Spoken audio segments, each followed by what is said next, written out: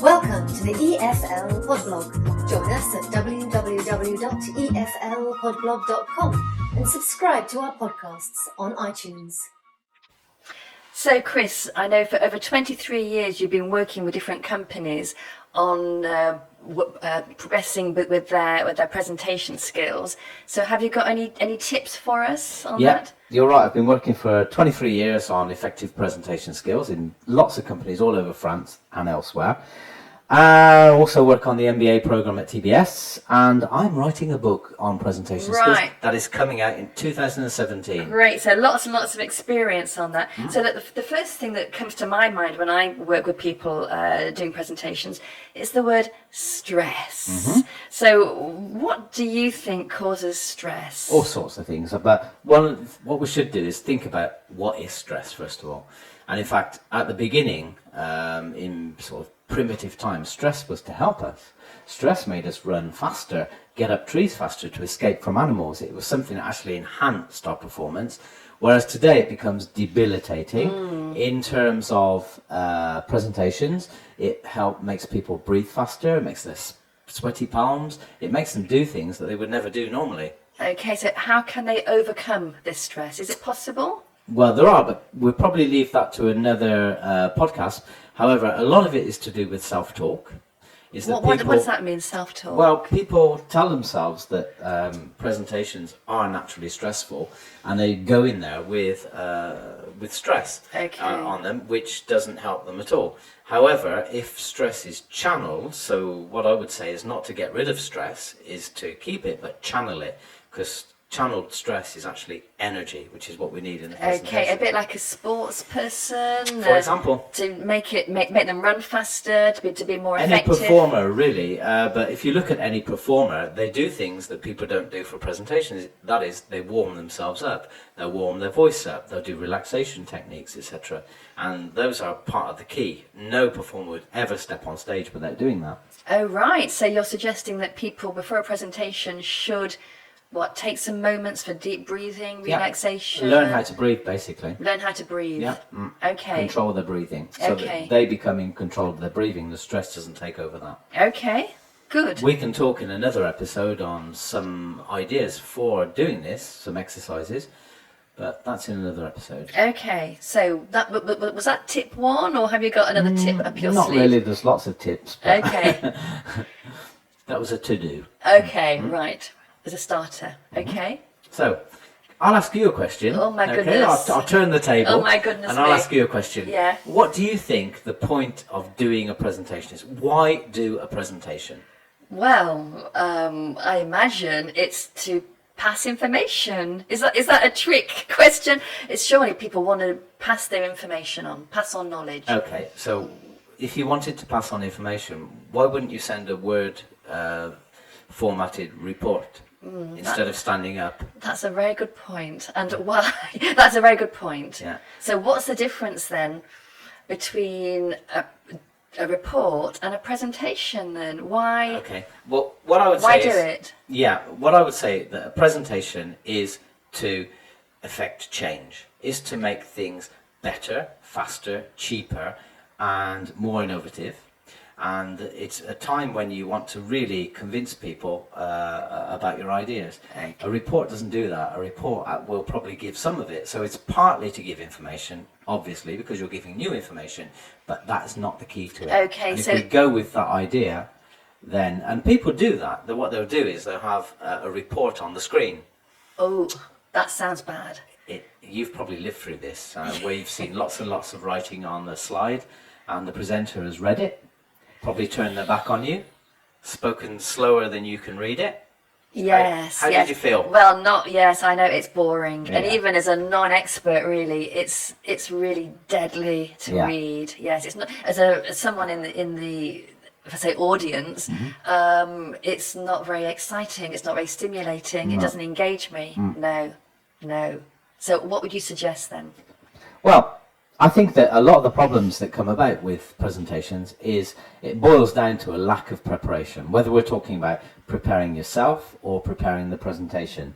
Many don't rehearse, so they don't know how long their presentation is going to last. and you'll see people that either stop well short or go right over the time limit. By the way, nobody has ever complained about a short presentation. Just to say that. So what happens is that people don't really prepare themselves. So if I give you an example, and this is an example that actually shocks people, is if you're doing a presentation of between half an hour and an hour, if you want it to be TED quality, then you're probably looking at 90 hours of presentation.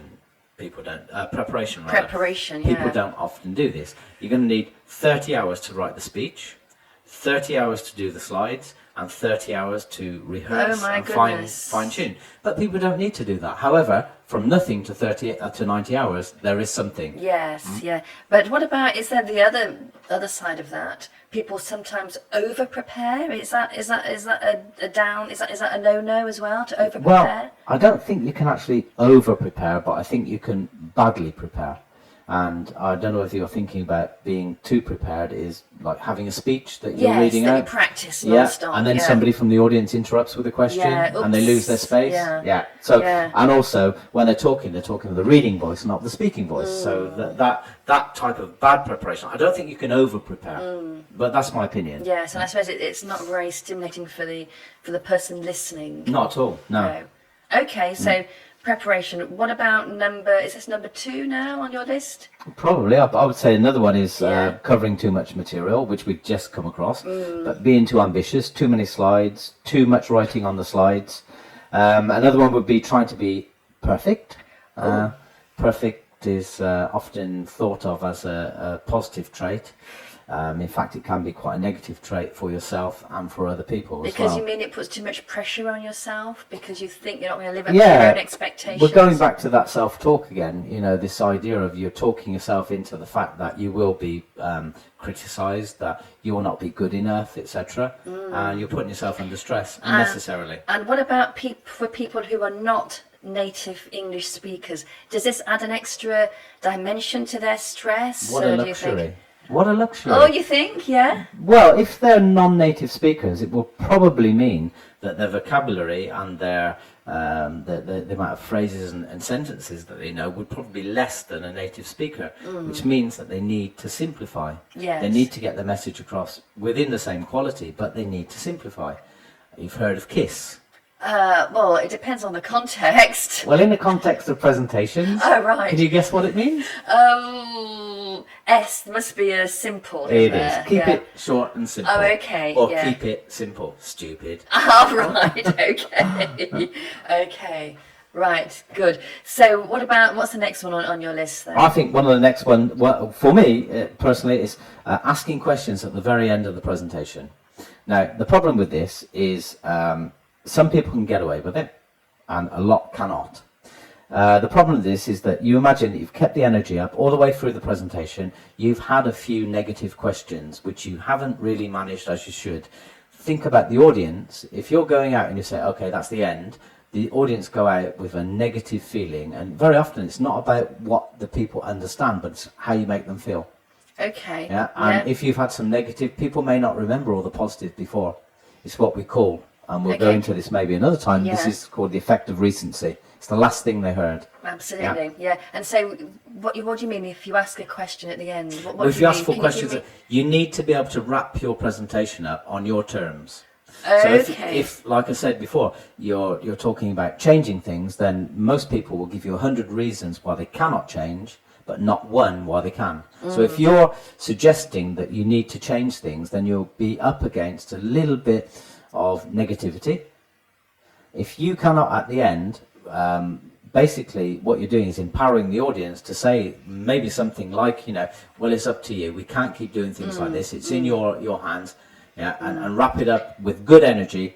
Then, so are you suggesting that people ask questions during the presentation? Well, they can ask questions at any point. Yeah. But what I'm saying is, if it's the last thing that people hear is negative questions without you actually winding it up yourself with an end. Yes. It's a bit like a book. Okay. Yeah, you think about a book. You think about a presentation. A presentation has a beginning, a middle, and an end. If you start reading a book and it doesn't interest you, you're probably going to put that book down. Surely. Now, you may pick it up at another point, but you're not going to pick it up for a long time.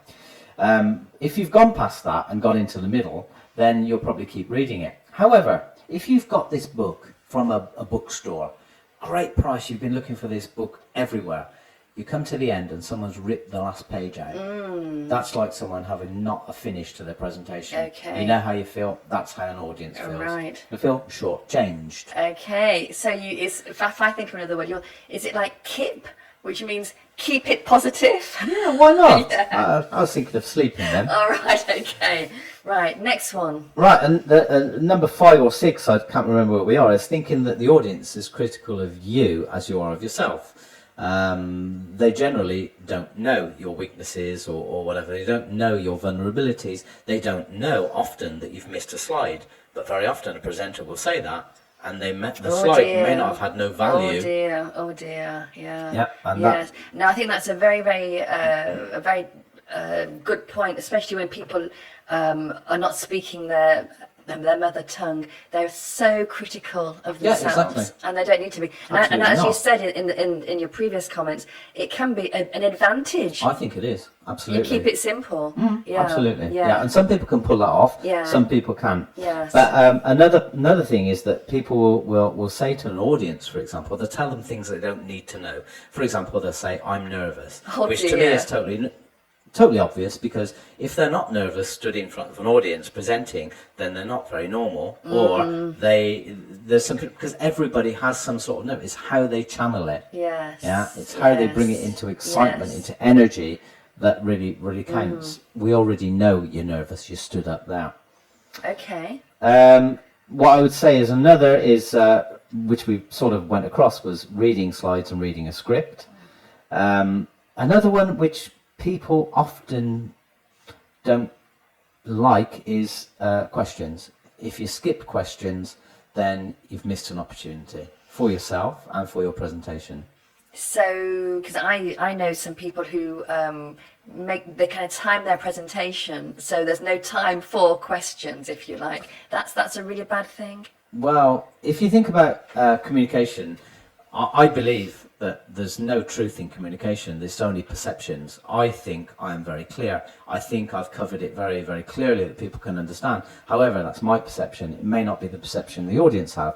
So if I don't have any questions, I can't check what they have understood. Yes. It's my last chance to rectify this, and I want the audience to remember something.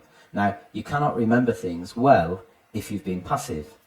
I totally agree. If you've been active in some way, saying something, speaking, whatever, then there's a good chance you'll remember a lot more than if you were just listening. Absolutely. So it's a huge opportunity which people tend to miss, which is a great shame. Yes, I think that I'm just going to say that again. I think it's a very good idea.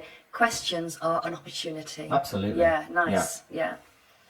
Just to finish off for this episode, the last one would be, which it sort of goes with what we said just a minute ago, is having no attention grabber.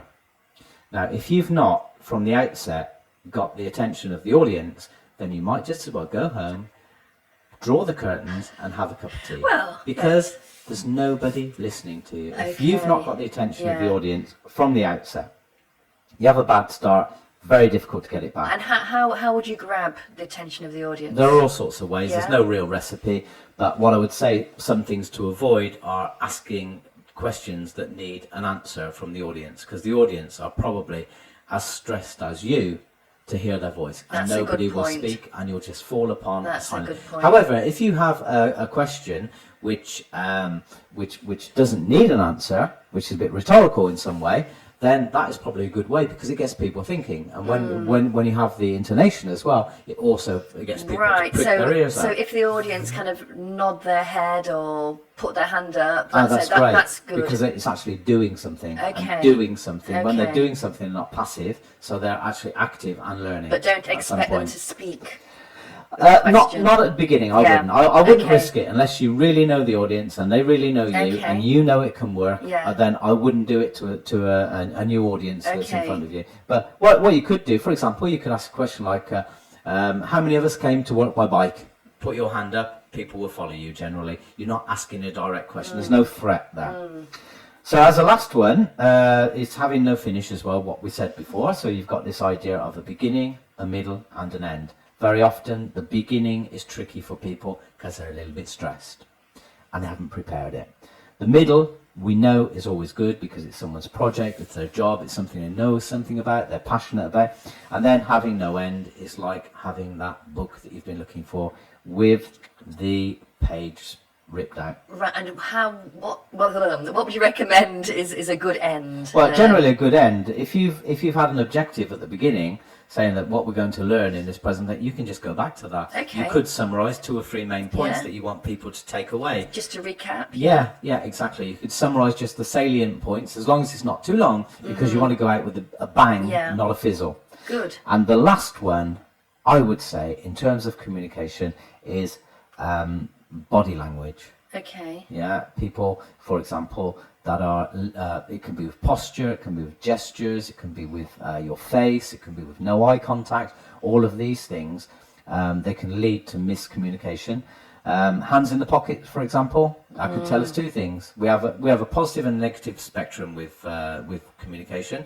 The positive spectrum is that person's very relaxed. Let's hope that people think that. However, the negative spectrum could be this person just doesn't care.